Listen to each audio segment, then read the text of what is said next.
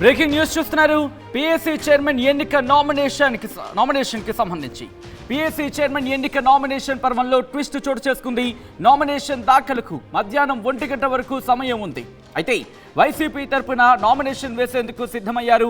MLA Peddireddy Ramachandra Reddy nomination వేసేందుకు assembly secretary కార్యాలయానికి వెళ్లారు.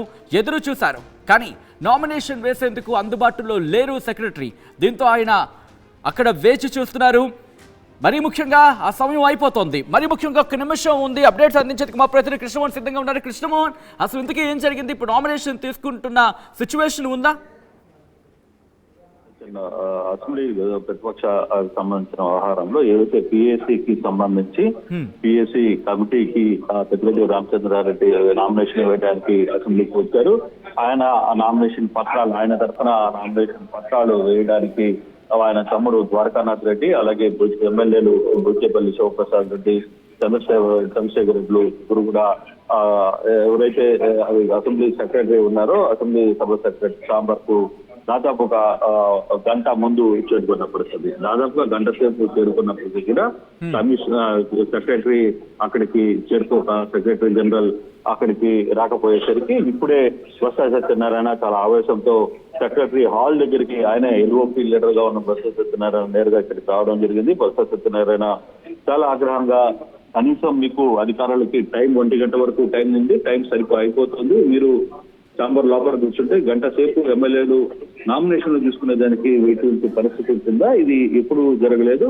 పిఎస్సికి సంబంధించిన వ్యవహారంలో ఏదైనా సరే మీరు జనరల్ సెక్రటరీ ఒకవేళ అక్కడ లేకపోతే సంబంధించిన అధికారులైనా కూడా నామినేషన్లు తీసుకోవాలి కదా, మీరు ఎందుకు తీసుకోవట్లేదని చాలా గట్టిగా ఆయన తీవ్ర ఆగ్రహం వ్యక్తం చేసిన పరిస్థితి. వెంటనే అదే రూమ్ కి ఆపోజిట్ లో ఉన్న అచ్చెన్నాయుడు ఈ పెద్ద పెద్ద అరుపులని చూసి అచ్చెన్నాయుడు బయటికి రాగానే అచ్చెన్నాయుడు కూడా ఇదేం సాంప్రదాయం అచ్చెన్నాయుడు గారు, ఇది ఎప్పుడు కూడా ఎటువంటి జరగదు, నామినేషన్లు ఇవాళ జనరల్ సెక్రటరీ స్పీకర్ దగ్గర లోపల ఉంటే ఆ నామినేషన్లు తీసుకునే దానికి అభ్యర్థులుగా వేరే అధికారం ఉండాలి కదా, మేము 1 గంటకు లోపల నామినేషన్లు ఇవ్వాలని ఎందుకు మీరు నామినేషన్లు తీసుకోరని పెద్ద ఎత్తున ఆయన కూడా ఆగ్రహం చేసిన తర్వాత అచ్చెన్నాయుడు వెంటనే లోపలికి వెళ్ళి ఆ స్పీకర్ దగ్గరికి వెళ్ళి వెంటనే జనరల్ సెక్రటరీని పంపించారు. జనరల్ సెక్రటరీ బయటకు వచ్చిన తర్వాత కూడా బొత్స సత్యనారాయణ తన ఆవేశాన్ని తగ్గించుకోలేదు. వెంటనే మీరు 1 గంట టైం చెప్తుంటే కావాలనే ఉద్దేశం కూడా గంట సేపు నుంచి ఎమ్మెల్యేలు నామినేషన్లు పత్రాలకి ఇవ్వడానికి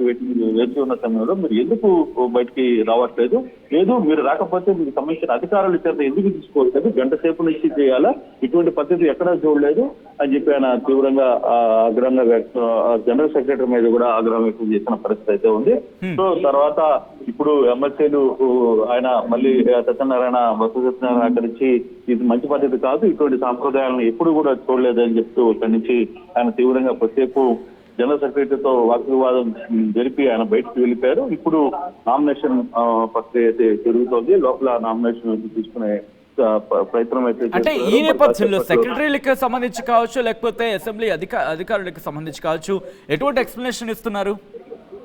లోపల మేము సంబంధించిన సెక్రటరీకి సంబంధించిన మాత్రం నేను 1 గంట లోపల వస్తానని చెప్పి పంపించాను మా అధికారుల చేత, మీకు రాలేదా అనే ఒక ఆయన చెప్పే ప్రయత్నం అయితే చేస్తున్నారు. కానీ ఎమ్మెల్యేలు ఒకటే చెప్తారు, మేము గంట ముందుగా వస్తున్నామని మీకు 3 సార్లు ఫోన్లో చెప్పాం, మీ అధికారులకు ఇంటిమేషన్ చేస్తాం, మీ సంబంధించిన అధికారులకి ముందే చెప్పినప్పటికీ మీరు మీ కార్యాలయంలోకి వచ్చి దాదాపుగా గంట సమయం నుంచి వేచి ఉన్నా మీరు ఎవరు రెస్పాండ్ కావట్లేదు, సంబంధించిన అధికారులు ఎవరు కనీసం మాట్లాడే ప్రయత్నం చేయట్లేదు, మీరు కాకపోతే మీకు కింద ఉన్న అధికారులు అయినా సరే నామినేషన్ ఎందుకు తీసుకోరు అనేది వాళ్ళ వాదన. ఇప్పుడే కొంత వాదన సద్దుమరిగింది. ఇప్పుడు నామినేషన్లు జరుగుతున్నాయి. నామినేషన్లు పెద్దిరెడ్డి నామినేషన్ అవుతుంది. ఇప్పుడే బూచేపల్లి శివప్రసాద్ కూడా బయటికి వస్తున్నారు. నామినేషన్ ని స్వీకరించే ప్రయత్నం అయితే చేశారు. 1 నిమిషం సార్, నామినేషన్స్ క్లియర్ అయినాయి.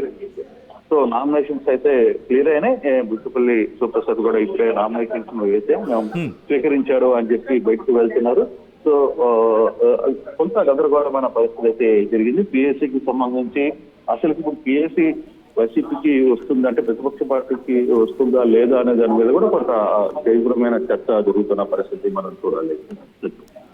కానీ ఈ అంశానికి సంబంధించి ఎందుకంటే దాదాపుగా 10-11 నుంచి కూడా ఈ చర్చ జరుగుతూ ఉంది. ఎందుకు ఆలస్యమైనట్టు కూడా వైసీపీ చెబుతోంది. ఏమైనా పొలిటికల్ ఇష్యూస్ని ఇక్కడ ట్రిగర్ చేయడం జరుగుతుందా, లేకపోతే టెక్నికల్గానే ఈ అంశానికి సంబంధించి చూస్తుందా? కొంత పొలిటికల్ డెఫినెట్ గా ఉంటుంది ఈ ఇష్యూలో. బేసిక్ గా టీడీపీ వాదన మరో విధంగా ఉంది. 18 మంది అభ్యర్థులు సంఖ్యాబలం ఉంటేనే టీఎస్సీకి కనీసం ఫిల్ అవుతారు. అటువంటిప్పుడు వీళ్ళకి 11 మంది ఉన్నారు కాబట్టి అది ఛాన్స్ ఉండకపోవచ్చు అనేది టీడీపీ తరఫున వాదన. అయితే సాంప్రదాయ ప్రకారంగా ఎవరు ఎంతమంది ఎమ్మెల్యేలు ఉన్నా వీళ్ళకి మాత్రం ఆ సంబంధిత అధికారులకి, సంబంధిత పార్టీ ప్రతిపక్షంలో ఉన్న సంబంధిత పార్టీలకి ఇవ్వాలి అనేది ఒక రోజున ఇప్పుడే ద్వారకనాథ్ రెడ్డి గారు బయట చేశారు. తన అన్న నామినేషన్ ని లోపల వేసిన పరిస్థితి అయింది. ఒకసారి మీరు మాట్లాడే ప్రయత్నం చేస్తారా ఏం జరిగింది అనేది? సో అసెంబ్లీలో ఉన్నారు కాబట్టి ఏం చేస్తున్నారు. సరే, మొత్తం మీద అయితే తన అన్న నామినేషన్ పత్రాన్ని ద్వారకానాథ్ రెడ్డి ఎమ్మెల్యే ఆయన కూడా పరిస్థితి ఉంది. కొంత పొలిటికల్ ఇష్యూ అయితే నడుస్తుంది. దీంతో మరి పిఎస్కి సంబంధించి ఒక రివాజ్ ఏంటంటే 1964 నుంచి ప్రతిపక్ష పార్టీలో ఎంతమంది ఉన్నా సభ్యులు వాళ్ళకి ఇచ్చే అలవాటు ఉంది అనేది వీళ్ళ వాదన, వైసీపీ వాదన. అయితే ఈ వాదన మేము ఆ సాంప్రదాయాన్ని మీరు పాటిస్తారా లేదనేది చూడాలనేది వీళ్ళ వాదన. కానీ 18 మంది ఖచ్చితంగా ఉండాలి అనేది తెలుగుతో ఉన్న వాదన. చూడాలి ఈ ఫైనల్ గా ఈ రోజు దీన్ని ఏ విధంగా చూస్తుంటారు.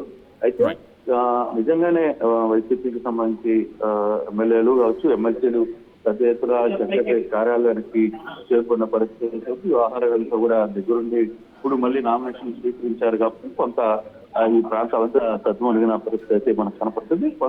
అసెంబ్లీలో కొంత తీవ్ర చర్చ అయితే జరిగింది. అసెంబ్లీ ప్రాంతంలో ఒక్కసారిగా బొత్స సత్యనారాయణ రావడం, ఆయన మాట్లాడటం, గట్టిగా ఆయన వాదన వినిపించడం ఇవన్నీ కూడా కొంత తీవ్ర పరిస్థితులు అయితే కనపడతాయి. దాంతో అచ్చెన్నాయుడు కూడా బొత్స సత్యనారాయణ ఇదే సాంప్రదాయం మాట్లాడారు. బొత్స సత్యనారాయణ వెంటనే లోపలికి వెళ్లి జనరల్ సెక్రటరీ జనరల్ కి చెప్పడం, ఆయన బయటకు వచ్చిన పరిస్థితి. అయితే పిఎస్సీకి ఇప్పుడు వైసీపీ అసలు అవుతారా కాదా అనేది మాత్రం కొంత చర్చ జరగాల్సిన పరిస్థితి కనపడుతుంది. రైట్ కృష్ణమోహన్, ఇంట్రెస్టింగ్ గా మొత్తంగా అయితే మాత్రం పిఎస్సీ చైర్మన్ ఎన్నిక నామినేషన్ పర్వంలో ఆ ట్విస్ట్ కి సంబంధించి ఎండ్ కార్డ్ పడింది. నామినేషన్ దాఖలకు మధ్యాహ్నం 1 గంట వరకు సమయం ఉండింది. వైసీపీ తరఫున నామినేషన్ వేసేందుకు సిద్ధమయ్యారు ఎమ్మెల్యే పెద్దిరెడ్డి రామచంద్రారెడ్డి. ఆయన నామినేషన్ దాఖలైంది. కానీ అంతకన్నా ముందు ఆ పరిణామాలు చూస్తే కనుక కాస్త నాటకీయ పరిణామాలు చోటు చేసుకున్నాయి. నామినేషన్ వేసేందుకు అసెంబ్లీ సెక్రటరీ కార్యాలయానికి వెళ్లారు. ఎదురు చూశారు అక్కడ పెద్దిరెడ్డి రామచంద్రారెడ్డి. నామినేషన్ తీసుకునేందుకు ఆ సమయంలో అధికారులు కావచ్చు, సెక్రటరీ కావచ్చు అందుబాటులో లేరు. దీంతో అక్కడికి చేరుకున్న బొత్స సత్యనారాయణ కూడా ఆగ్రహాన్ని వ్యక్తం చేశారు. మొత్తం ఈ అంశానికి సంబంధించి అయితే మాత్రం ఎండ్ కార్డ్ పడింది. అక్కడికి చేరుకున్నారు. అక్కడ చేరుకున్న తర్వాత నామినేషన్ దాఖలు చేస్తుంది వైసీపీ.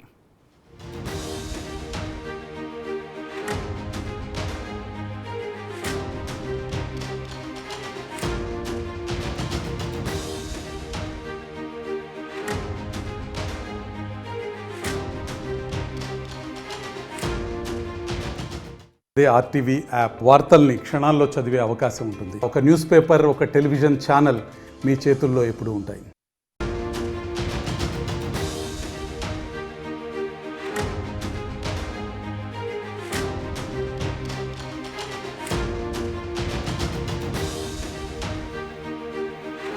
బ్రేకింగ్ న్యూస్ చూస్తున్నారు. పిఎస్సీ చైర్మన్ ఎన్నిక నామినేషన్ కి సంబంధించి పిఎస్సీ చైర్మన్ ఎన్నిక నామినేషన్ పర్వంలో ట్విస్ట్ చోటు చేసుకుంది. నామినేషన్ దాఖలకు మధ్యాహ్నం 1 గంట వరకు సమయం ఉంది. అయితే వైసీపీ తరపున నామినేషన్ వేసేందుకు సిద్ధమయ్యారు ఎమ్మెల్యే పెద్దిరెడ్డి రామచంద్రారెడ్డి. నామినేషన్ వేసేందుకు అసెంబ్లీ సెక్రటరీ కార్యాలయానికి వెళ్లారు. ఎదురు చూశారు. కానీ నామినేషన్ వేసేందుకు అందుబాటులో లేరు సెక్రటరీ. దీంతో ఆయన అక్కడ వేచి చూస్తున్నారు. మరీ ముఖ్యంగా ఆ సమయం అయిపోతుంది. మరీ ముఖ్యంగా 1 నిమిషం ఉంది. అప్డేట్స్ అందించేందుకు మా ప్రతినిధి